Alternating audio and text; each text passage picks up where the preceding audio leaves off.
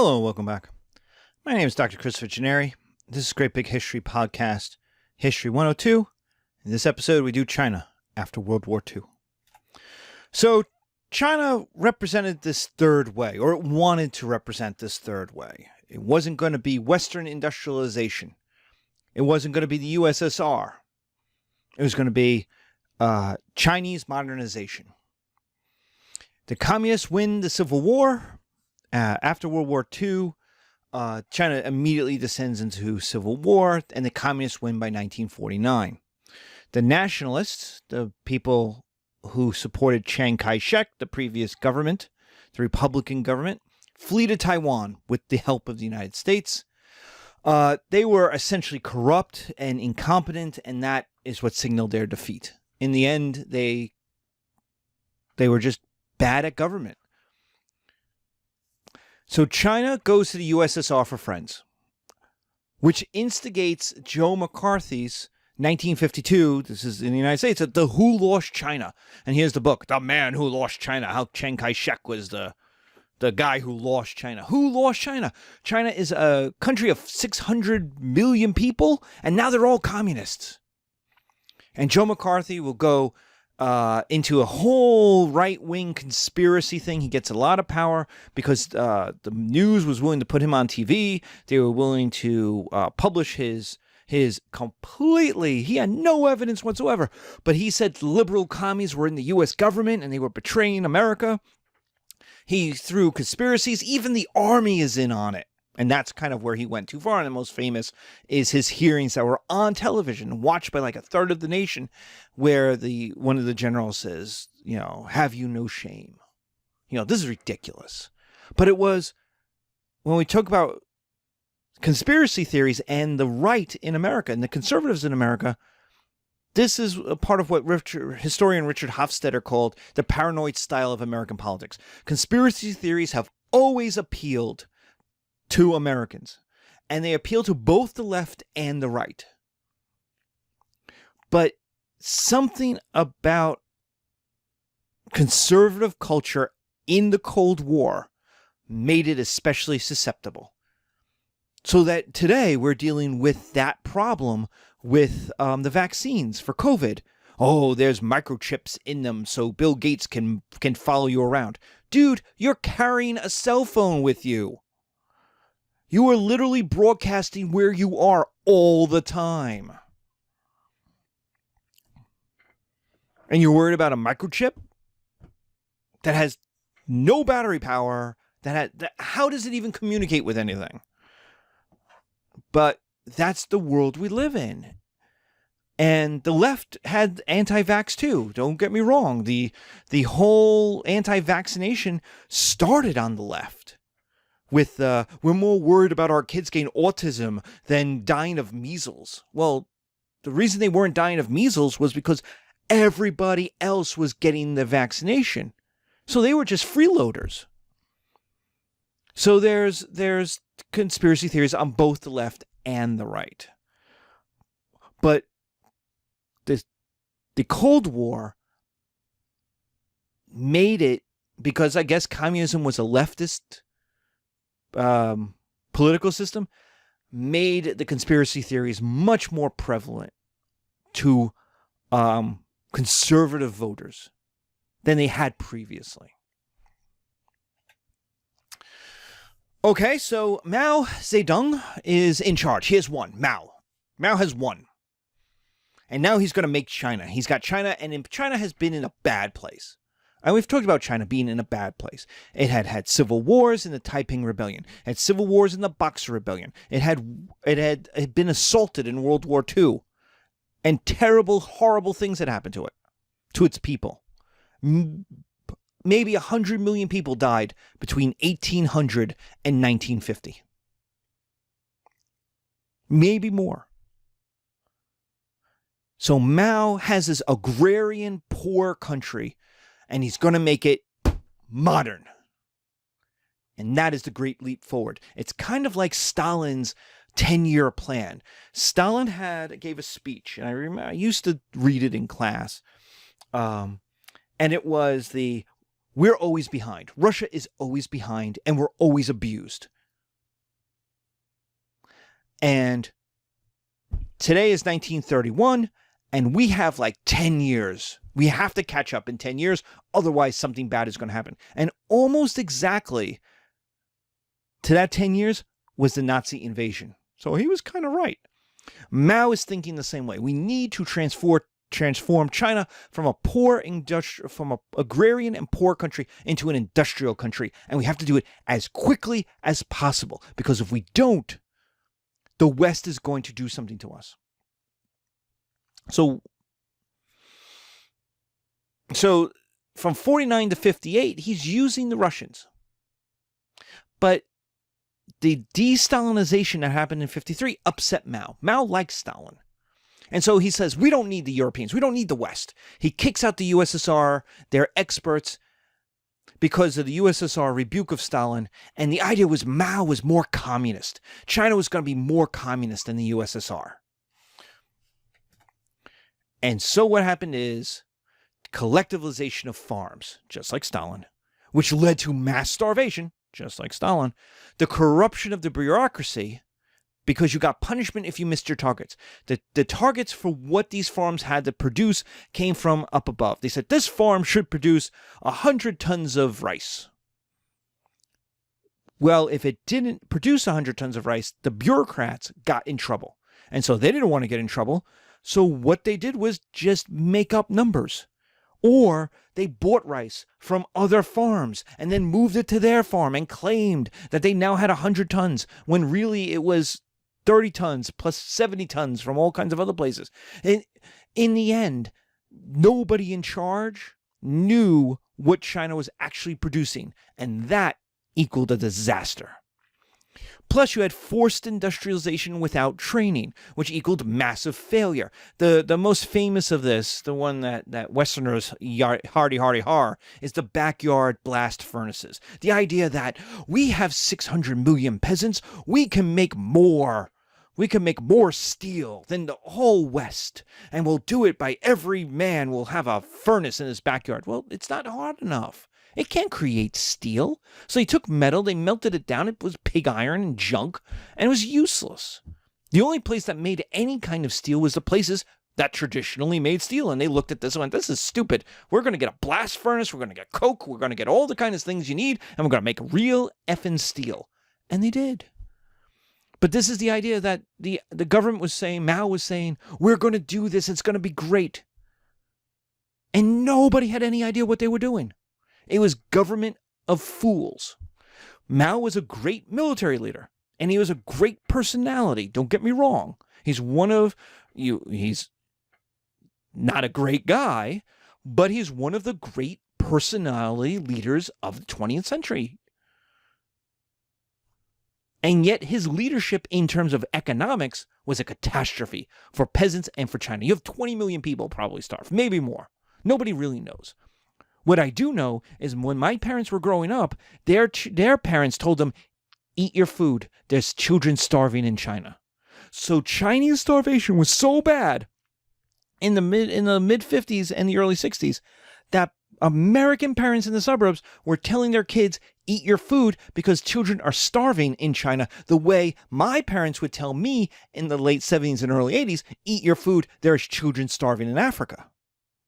So it wasn't a secret that China was falling apart.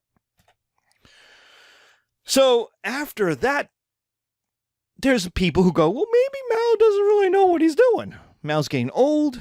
He was a military leader. He's, maybe now that we're in charge, we need a new set of skills.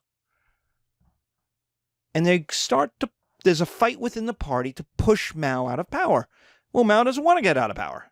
Mao has been in charge for a long time. He wants to stay in charge. And so he launches the Cultural Revolution from 1966 to 1976.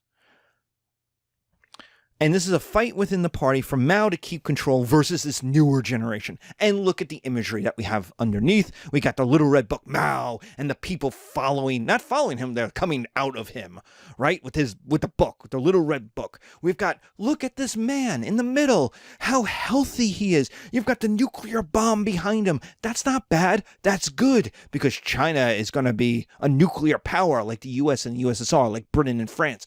But look at how healthy he is. Look at those muscular forearms. This is not a starving guy.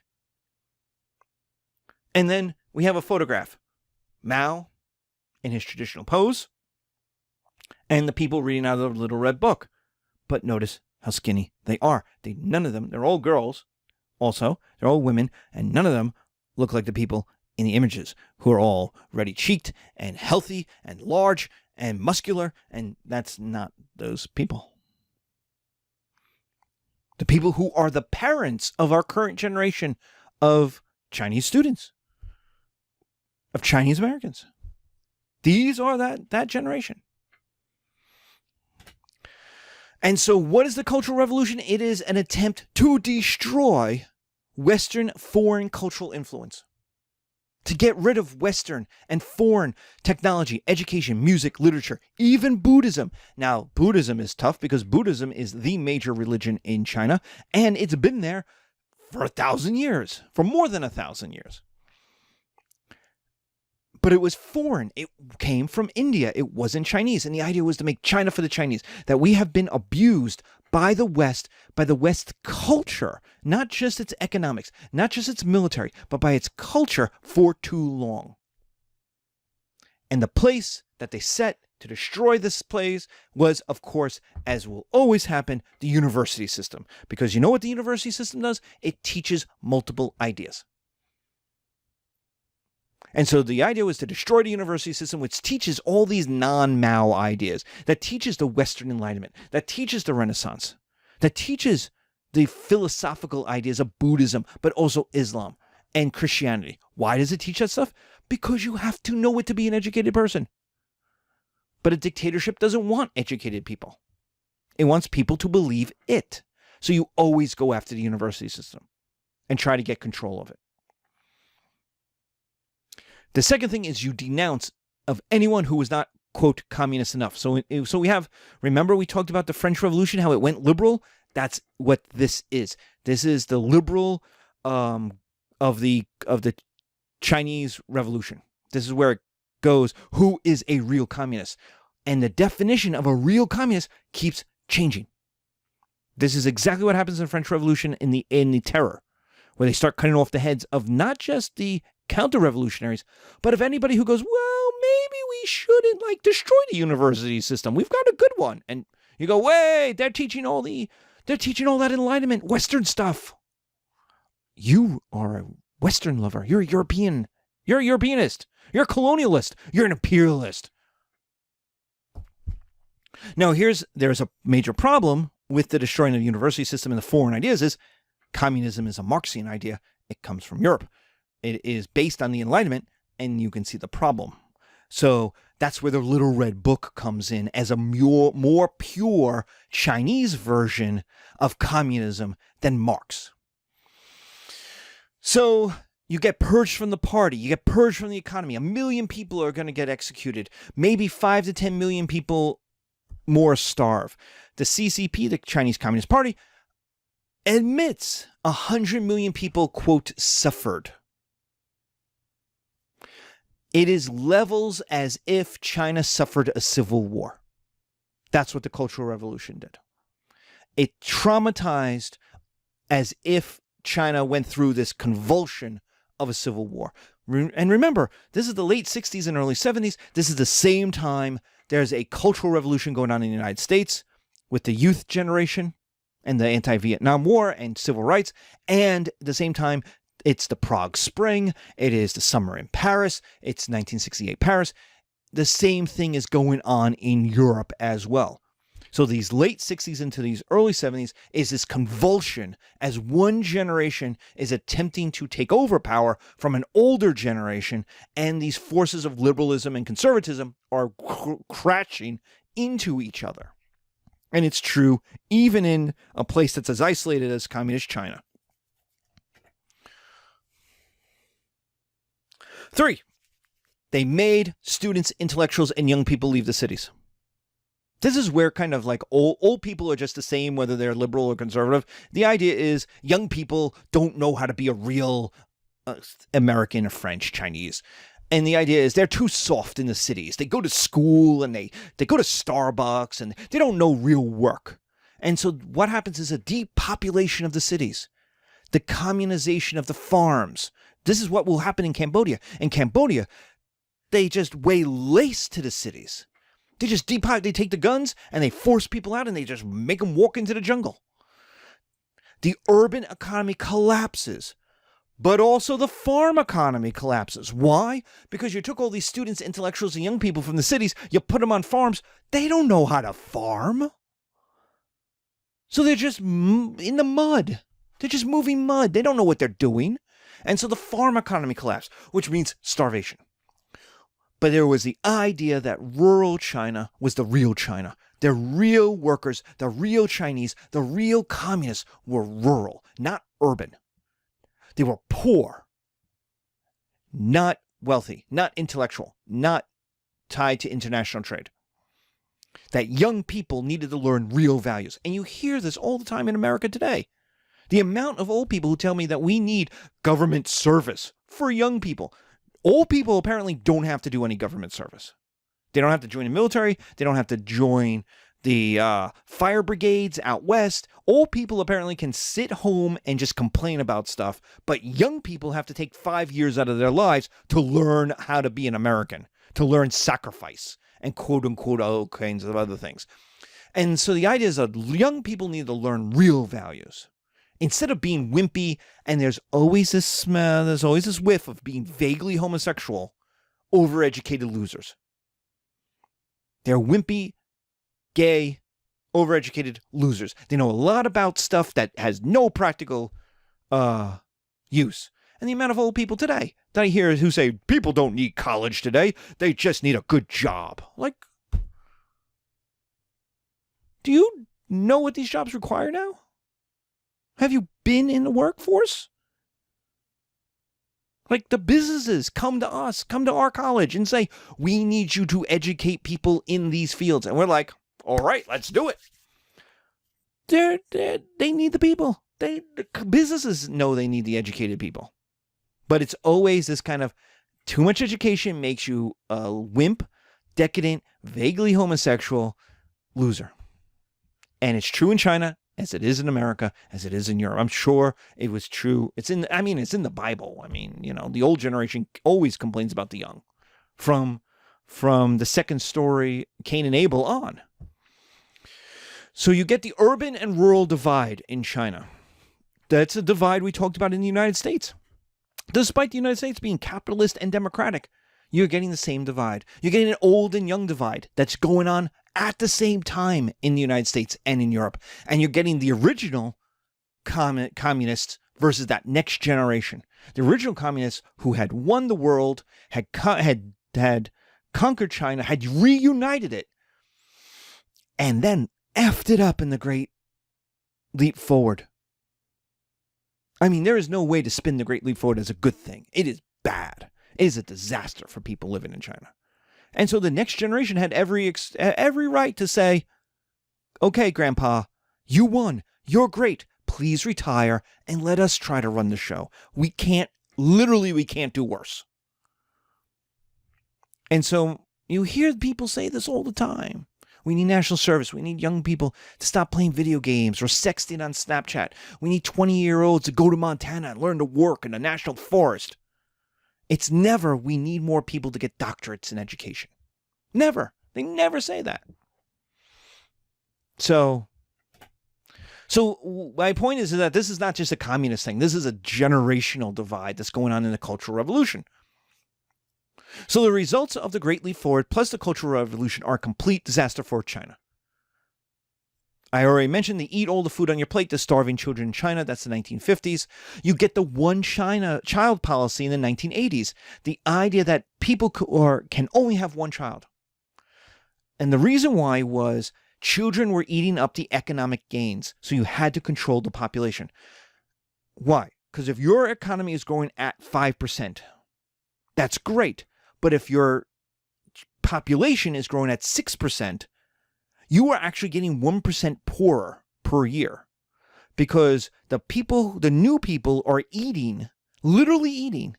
Because remember, children don't make any money for the first 18 years. So your children are literally eating your economic gains. Even though you're growing, you're getting poorer because you have two more people you have to feed. You have to house, you have to take care of, you have to provide welfare for, you have to educate, and that all costs money. So the children are expensive. Those of you who have children know this. And so the determination was, no, we're going to have one child. Now that was devastating if you were a girl. China today is something like 200 million girls short. So people had boys. The idea was boys would take care of their parents. In America, it's different. In America, it's the opposite. America, it's girls take care of their mothers. Girls take care of their parents. In China, it's the son will take care of the parents. The son is your social security. Your son is your retirement. Your son will take care of you when you're old. So you get a large amount of infanticides, of little girls being either left or drowned. And it's devastating. China and today it's China will get rich. China has gotten rich, and this demographic problem is rearing its head. That it's unbalanced. There are demographers that are saying China will become the largest sex slavery country in the world. That it will just import all of these women from Vietnam, from Philippines, from Cambodia, from Laos. They'll import poor women and basically sell them as slaves into the male marriage market. Because it's just 200 million. I think it's 200 million. 20 million? I want to say it's 200, but that sounds like a lot, man. Even for 1.5 billion, 200 is a lot.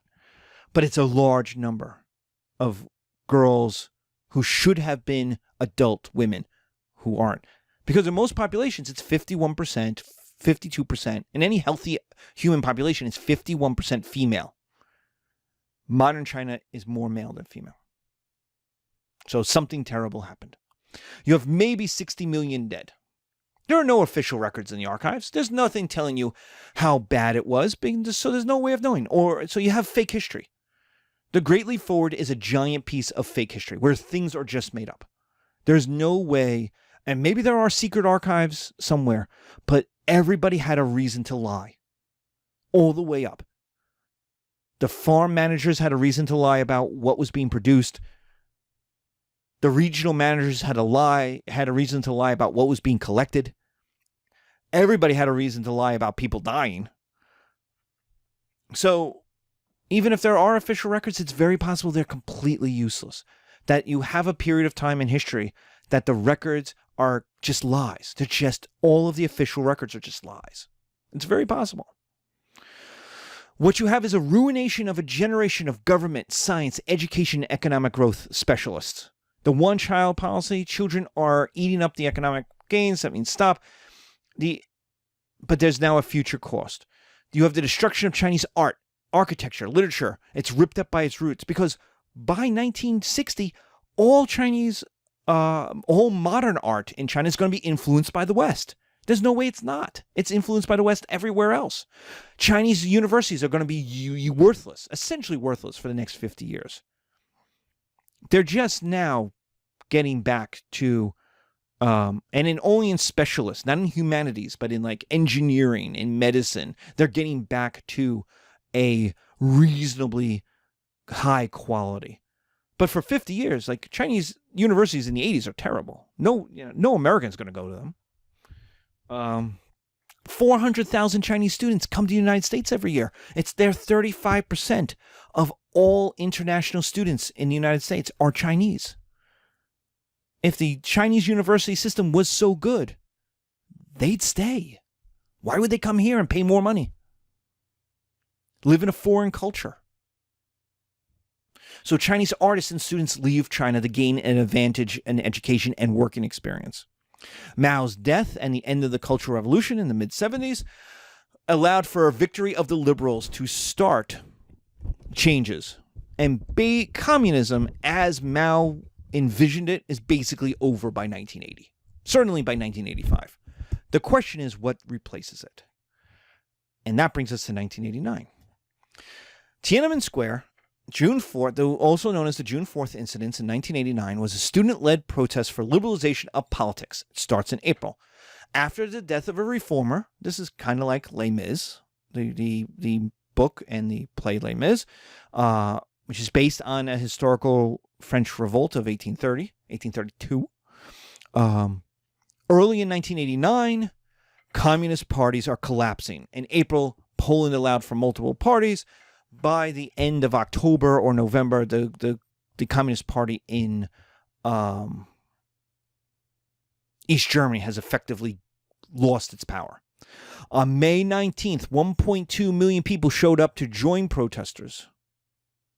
It's the same day that the Baltic states declared independence from the USSR. So if you're looking around the world, communism is collapsing. All at once. Everywhere. On June 1st, all live TV outside of China is cut off.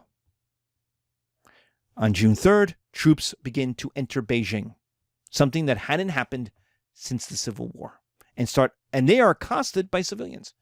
And on June 4th, they begin arresting and shooting people, student protesters in Tiananmen Square. On June 5th, the wholesale massacre ensues as tanks come into the city and they start murdering people. June 5th, the events of June 5th officially do not exist in China. They are not talked about. They do not officially exist. In July, Gorbachev says Europe, communist parties can find their own way to socialism. The USSR will not invade Europe like it did in 56 and 68. It means Europe will be different than what is going on in China. In August, Eastern European refugees start streaming into the West. In November, the Berlin Wall is opened and begins to be torn down. 2 years later, or a year and a half later, in the USSR, it dissolves and breaks up into 15 countries, which horrifies the Chinese Communist Party, because that is exactly what they don't want to happen to China. China always breaks up. When one dynasty fails, when one governmental system fails, China collapses into parts, into pieces, called the Warring States. So the Chinese, especially conservatives of the Communist Party, are looking at this going, oh my God,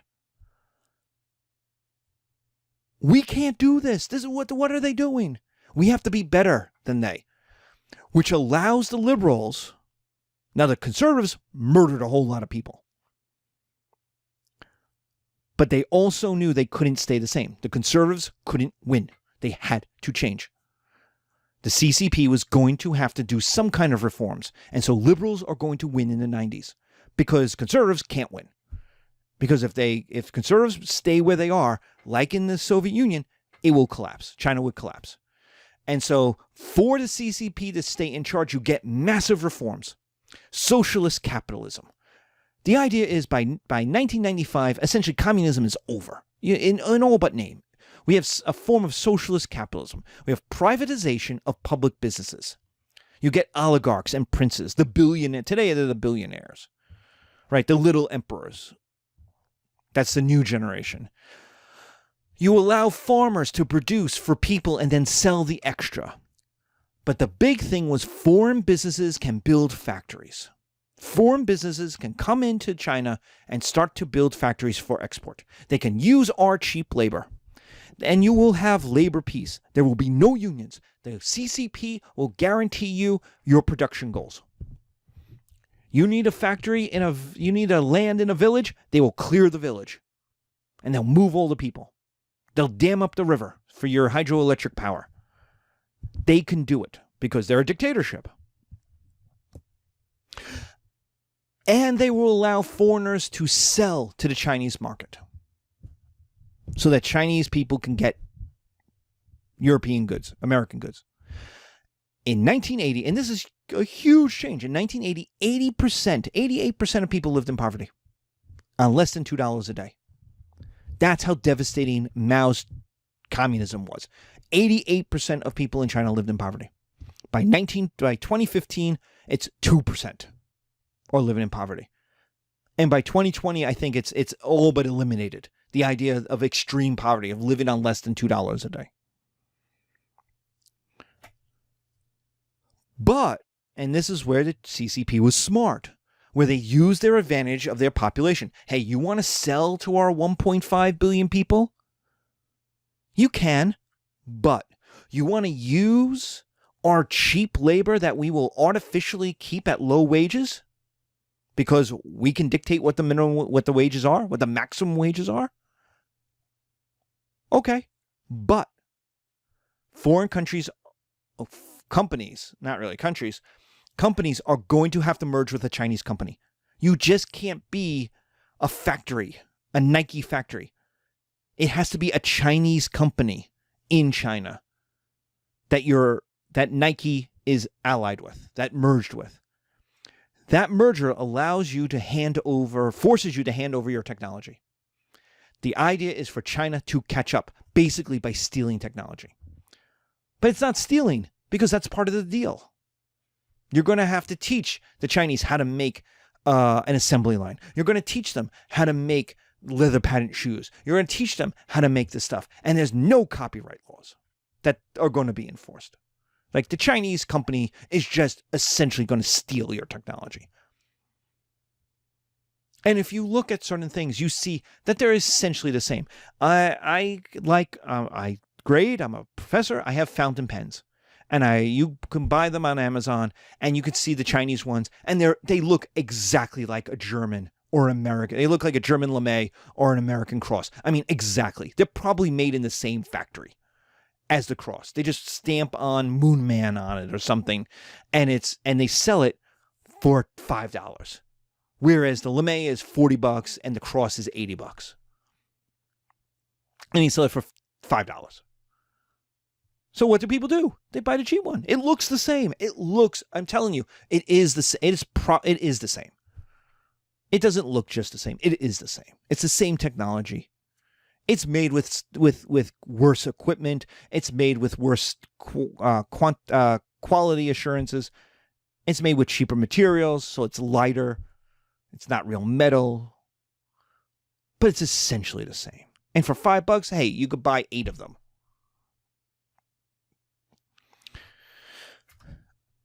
And so what all this does is the CCP, the Chinese Communist Party, matters. It makes the winners, and it steals from others. It allows for corruption at local levels. Local level guys are able to choose which companies get to merge with the Westerners, who's going to win, who's going to get paid well, who's going to be the managers in these new factories. They want control above profits. So like Stalin, the CCP goes after oligarchs who start criticizing the CCP.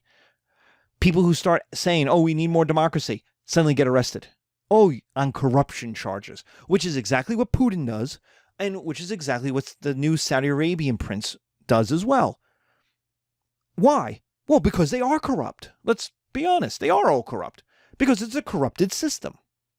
You get Uyghurs in concentration camps. The idea is to eliminate Islam and get rid of, slowly eliminate the non-Han part of China to harmonize the demographics. Why? Because that threatens to break China up into pieces. You have war, quote unquote, against Taiwan. Taiwan and mainland China are at war, have been since 1949.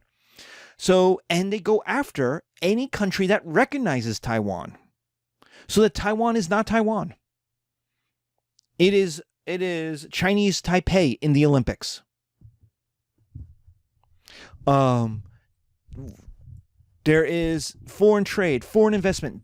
The mainland Communist Party, the mainland China, is going after those to try to isolate Taiwan. The problem with that is things like Taiwan is something like the 5th, 6th, 7th largest trading partner with the United States. Apple makes a lot of its stuff there well back into the 80s. Most silicon chips for the world's not necessarily computers, but for other things, the Internet of Things, are made in Taiwan. And so this is a huge problem. But the idea is that Taiwan is a part of China. It is not separate. It is not a separate independent country. And anybody who says it is going to have problems doing business in and business with the Chinese economy.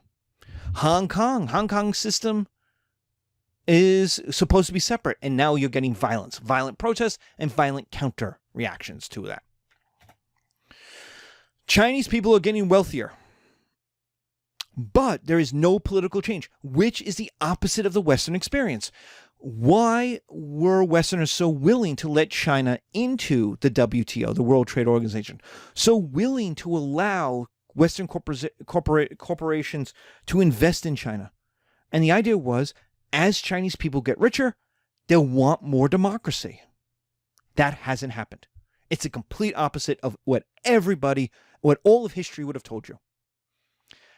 And I have talked to some China political experts, and their argument is basically what I think. We kind of all agree, and I'm not an expert in this. I'm just kind of going, well, China was poor, and now it's wealthy. And so you have an entire generation of people who remember being poor, who don't want to go back to being poor. And the Chinese Communist Party basically made an agreement. You give up democracy. You leave us in charge, which isn't a change. It's the same as it always was. And we will make you wealthier. We will give you a home. We will give you a job. We will get you out of poverty, which they did. And so you have an entire generation that remembers poverty. There's essentially nobody who remembers Chiang Kai-shek being in charge, who remembers the Republic. So who cares about the Republic? Who cares about democracy? It would be nice, sure, but you know what? Having food on the table is way more important. And so their thought is that democracy will come when that generation dies. Just like America will go through a major change when the boomers die. Because that generation, that World War II, post-World War II, the boomer generation of China is too big, and it remembers too much about the past, that they're too conservative. Just like the boomers have gotten too conservative. Their lives were good for so long, they don't want to change. And so you just have to wait for them to die, and sometime around 2050, you'll start to get real change. Maybe. Is China a superpower? So this leaves us with a big question. This is kind of an additional part. Is China a superpower? And the answer is no. Well, we'll see. No. China's not a superpower. First, the military. At the moment we're talking, they have 2, maybe a third aircraft carrier. The United States has 20. They have foreign bases in only 3 countries versus 40 bases and 180 treaty nations for the United States. They have lots of troops, but no ability to project them. They have 1/3 the aircraft in the United States, 1/4 the helicopters. They're spending 1/3 what the USA spends in military power despite having more soldiers. So their cost per capita is much lower. Their entire system is closed to information sharing, detailed data analysis. No one really knows what's going on inside of China, even people inside of China. So you get the kind of rise of USSR Kremlinology from the 30s to the 1980s. The idea that nobody really knows, and so you're reading tea leaves of what's going on, and there's all these power struggles going on, and who's rising and who's falling. And the idea is that there's different governmental systems competing with each other. You got wholesale corruption at the local level, if not at the national level, and you got all of these efficiencies. So the system looks like Nazi Germany circa 1938. On the surface, it looks like a success, but underneath, it's all rotted. It's falling apart. President Xi looks powerful. He is powerful, but he's also on top of a structure that at the localist level is spending $100 million to make a school, that the walls are paper thin, the school really cost about $1 million, and that $99 million extra is going into people's pockets. And then you go, well, how do you know this? It's because when you have an earthquake and 20,000 people die because the buildings fell apart. Buildings that were built and certified by government officials that weren't up to code. Again, no, China's not a superpower. Why? Because of its culture. How many world famous artists does it have? Basically, this Weiwei. And he's arrested and harassed. Most for criticizing the Chinese Communist Party.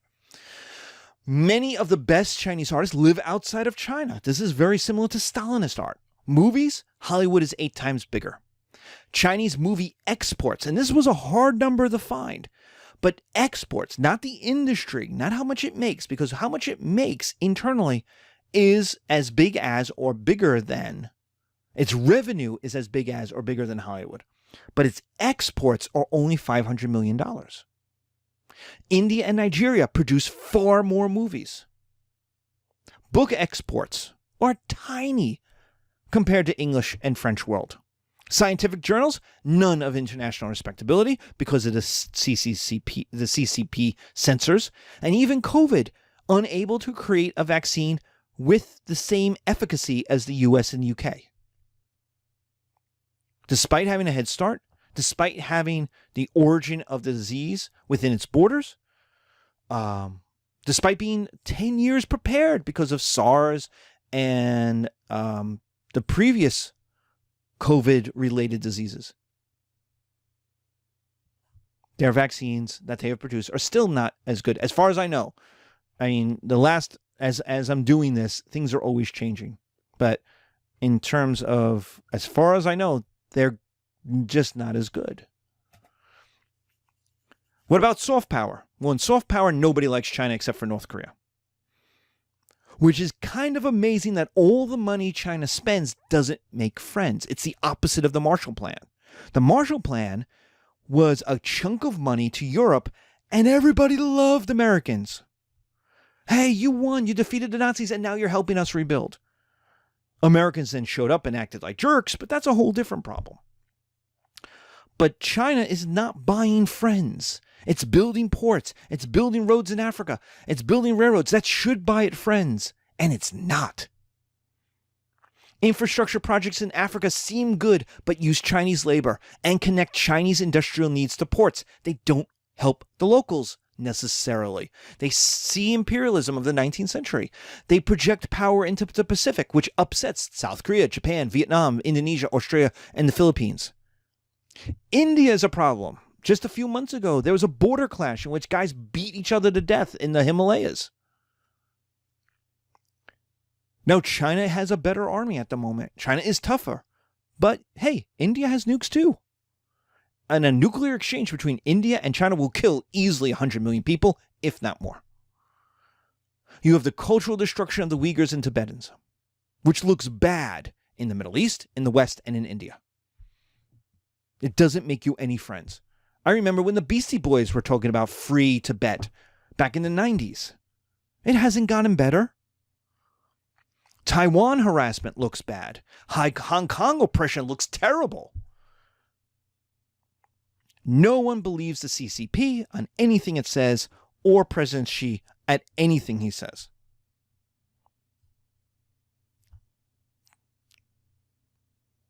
So China could be rich, and nobody cares. This makes China essentially, in 2020, essentially Germany in 1900. It's big, it's strong, it's rich, and it's disliked or feared by most of the people around it.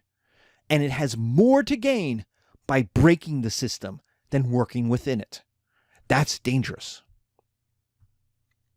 So Germany in 1900, given what our class discussed, that's dangerous. But China is also a superpower. It's the world's largest army. It's the world's second largest economy, It's the world's largest manufacturing, and this is something you should know. The United States is the world's second largest manufacturer. For everyone who talks about American manufacturing is dead or gone or what, we're the second largest manufacturing country on earth. I said this to like my father-in-law, and he's like, "No, we're not." And I'm like, "Yeah, we are." He's like, "How do you know? What's your proof?" And I go, "Well, a $10 million jet engine is worth a lot more than T-shirts." And he's like, "Oh, well, that's kind of true." Think about cars that are made in the United States. We are the second. We talk about our manufacturing as if we should still be in 1958, where we were 60% of the world's manufacturing. We're only 5% of the population. We should be 5% of the manufacturing. We're bigger than that. We're what, 13 to 15%. So the United States is a big manufacturer. Other countries wish they had our manufacturing. Let's put it that way. So, but we talk about it because boomers remember when it was richer. They got old, and it's not as big as it was, and so it's this nostalgia for the way things used to be. But China is the world's largest manufacturing country, even if a lot of those are partnerships with Western industries. They have 124 of the world Fortune 500 companies. That's more than 20%. Their economics is the largest producer and exporter in a ton of industries. You just look at anything from steel to just anything. They are the largest producer and or exporter. They have growth at 7 to 10% every year for 30 years. That's unheard of. That's the United States from 1860 to 1900. I mean, that's 7 to 10% a year of growth for a billion people is unheard of for a mature economy. They should be at 3% a year. They're still, in 2020, the second largest economy, still growing at 7 to 10% a year. They're the largest population in the world, which makes them the largest economy for consumers. Though the one child plus the age of the Second World War generation means there are future issues. They are missing some 200 million women who should be in the demographics, but were never born or never lived to adulthood. They're second largest economy. They are 3 times the size of Japan. They are 6.5 times the size of the UK. They are 60% of the United States, which is up from 10% of it in 1960. China has the second largest space industry, including landing vehicles on the moon. Their cyber war, which is the war of the future, is the second best after Russia, which means they could win wars without having to fight the nuclear mass holocaust. You shut off people's electrical grid. You turn off their energy supplies. And their universities are creating world-class technology and engineering programs, if not the humanities, if not poetry, if not literature, if not history. But their engineering and technology programs are becoming some of the best in the world. Soft power. China is willing to buy bankrupt Western brands and let them keep working as is. Volvo, London Cabs, GE Appliance, Weetabix in the UK. That's one of the big cookie, cracker, biscuit makers. And Smithfield Meats in the United States, the largest producer of, say, bacon and pork products. Motorola. Who didn't have a Motorola? Well, you might not have had a Motorola Razr. I'm of a different generation. I had a Motorola Razr back in the day. But who's bought a Motorola in the last, say, 10 years? But what that does is save jobs in the West, especially in manufacturing and farming. That buys goodwill. Those workers in Sweden continue to make high-end. The Volvo is not a Chinese car. It's still a Swedish car, despite being owned by a Chinese conglomerate company. They're not, I don't know at the very limited, at the very local level, but they seem to be willing to buy these companies and then let them run. Even if they're losing money. China is building relationships in Africa where nobody else has any. Foreign aid, military aid, disaster aid, and infrastructure. The United States, Europe basically pulled out after the end of the Cold War and only now getting back in. It is one of the, let's be honest, we've talked about it since the first day of my 101 class. It is one of the world's great civilizations. It's the world leader in renewable energy production, and it's 50% of the world's electric car vehicles. Chinese tourism is twice the size of American tourists. And American tourists are the biggest. They spend more, and yet Chinese tourism is even bigger. It's twice the size. The Chinese movie market is the second or third largest. It depends on how you count things. Remember, nobody really knows what's going on in China. In economics, the CCP keeps its numbers close to its chest. But the profits are important enough that they are basically Hollywood blockbusters break even in America and make their profits in China. So basically, Chinese Hollywood movies are dependent on the Chinese market for their profits. China is willing to send COVID vaccinations abroad. All right, they're not as good as Pfizer or Moderna with a 95% efficacy, but the Chinese government is willing to sell at a cheap price what they've got, even if it means less for their own people, which is something the United States wasn't willing to do. So Africa and the Middle East are the only vaccinations they could really get in large quantities, are the Chinese ones. And maybe they're not as good as the American ones, but something is better than nothing. So yes, China in 2020, instead of looking like Germany, it looks like the United States in 1900. It's big. It's not really that strong. It has more to gain by using the system than by breaking it.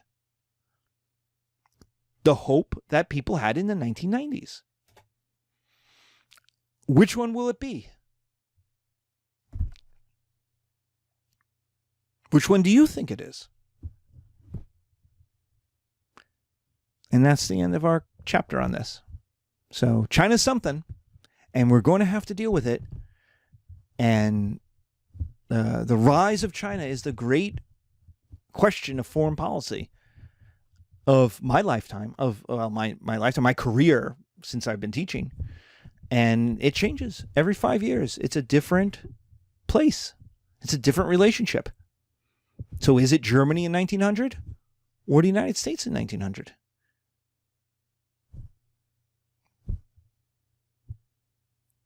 We'll see. Be safe out there. Take care.